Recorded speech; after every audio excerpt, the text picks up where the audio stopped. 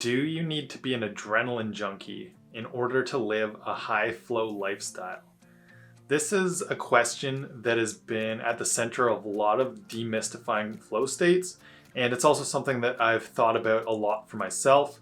So let's dive into the question and find out what it really takes in order to spend more time in that peak state of flow on a daily basis. Welcome back to the Find Your Flow channel.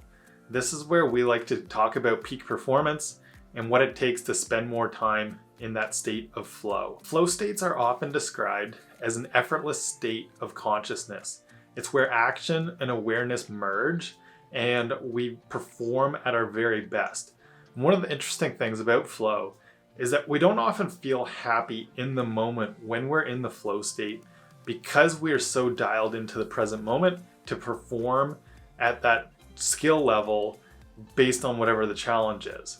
And it's not until we look back on the experience that we start to recognize those higher states of meaning and contentedness or happiness with the experience itself. And so this is something that often catches people off guard when they think that they have to be, shredding down mountains or surfing waves the size of apartment buildings in order to be a flow junkie or in order to spend more time in peak performance. But it doesn't tend to be the reality that we have to do those things in order to spend more time in flow. Risk is a factor that can drive people into flow. And so the adrenaline junkies have that going for them as far as one of the triggers for flow states. But what about the rest of us who don't want to risk our lives with those extreme sports or things like that? There are many other triggers for flow that don't require risk or pushing the challenge to that extreme level in order to reach the flow state. And then there are also some overarching themes behind the systems that are in place in the reality around flow states that we can use to our advantage if we want to spend more time in flow on a daily basis. And so when it comes to those flow-filled or more meaningful lives, it's actually these themes that we see that tend to be the biggest factors that are in play with how you can spend more time daily in flow. So first off, let's talk about autotelic experiences. This is one of the triggers for flow itself, but it's also a state of mind and how you can kind of wrap your head around being somebody that ends up living a more flow-filled lifestyle, whether it's through your hobbies or it's at work and whatever you do on a daily basis. Regardless of what you do for work, you can choose to operate from a more optimal state of mind and peak experience with whatever it is that you do for work. Or this also comes into play when we talk about our hobbies and activities outside of work. But embodying that autotelic personality is the first thing that you can really do to spend more time in flow on a daily basis. And some of the things that you can do with that is setting clear goals for yourself, asking or finding a way to get more direct feedback. These are the types of things that can come into play at work and also in whatever we do with our activities outside of work that allows us to spend more time in flow. And then one of the things with the Autotelic personality that is often underappreciated is trying to do the best that you can in whatever situation and getting a little bit better each and every time that you approach it. And this is something that we've seen with a lot of the research into flow states and this autotelic experience is that the people that spend the most time in flow or get the most meaning out of their jobs, regardless of what that job is, they're the ones that are trying to do a little bit better at whatever particular task they're assigned and pushing their own skill level up and up slowly but surely. So I think that knowing this and reminding yourself of this regularly is really important if you want to get more satisfaction out of your job, regardless of whether you're totally content with where you're at or if you're trying to level up and get to a different job or a different career path. It always will pay off if you're trying to do your best job whenever you can. So the next thing is active leisure versus passive leisure. This is another theme that's very common in those who live the highest flow lifestyles or get the most meaning, have the most satisfaction out of their lives. A lot of the time we end up going home from our jobs that maybe we're not putting our best foot forward in, or we just dread going to work and we're so drained at the end of the day.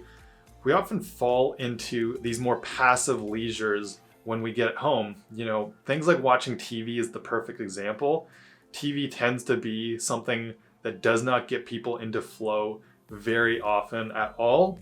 Other examples would be just the small talk conversations that we tend to have where there's not a lot invested in the conversation.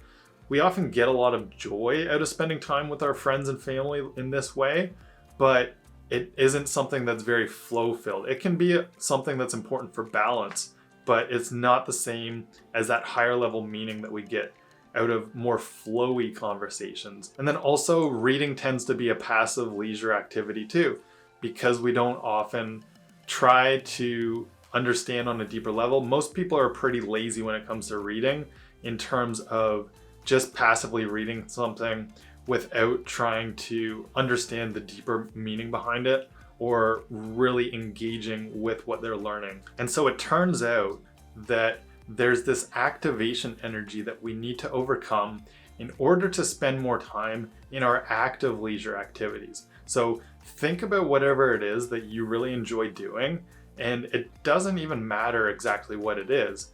We can find flow in pretty much anything that we do, but we have to be pushing ourselves a little bit into that flow channel where we have some stakes on the line, whether it's through trying to level up our skill or being a little more active with it or pushing the goals a little bit further. And when I say active leisure, it doesn't necessarily mean that it has to be physical activity.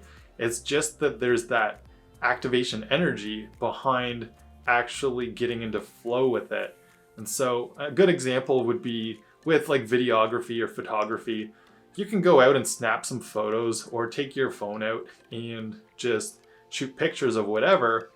And that's a rather passive form of leisure if you enjoy photography, because you're not really trying very hard to improve. But if you go in with the intention of shooting a specific subject, or you're trying to improve some of the skills with the camera, then you're getting closer to that flow state, and it's going to be a more meaningful and active leisure experience for you, which is going to be challenging and satisfying for you when you look back on it at the end of the day. So really the point here, and this theme that it comes back to, is being more intentional with the things that you choose to do.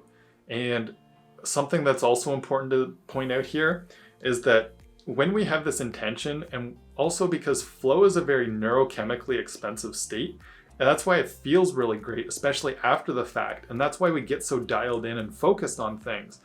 But it takes up a lot of brain power, a lot of energy in order to do this, whether it's in work or in our hobbies.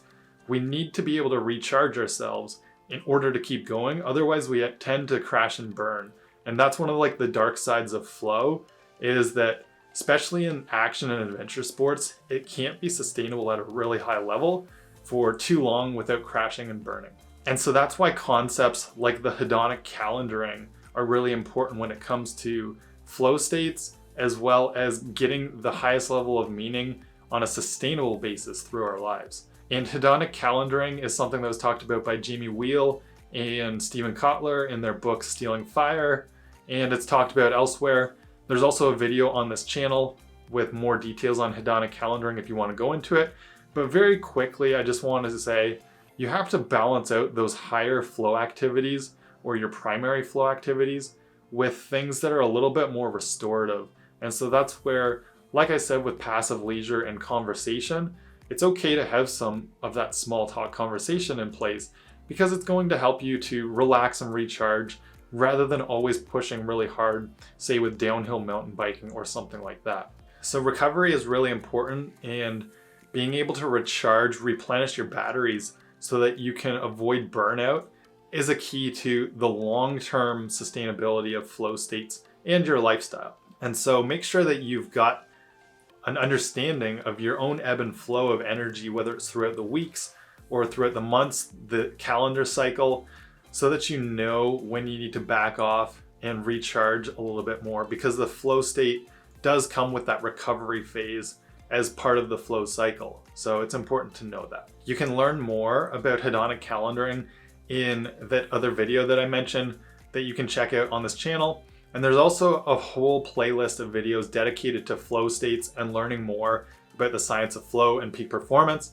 So definitely check out one of those videos next. And as always, thank you for watching. And until the next video, dream on and find your flow.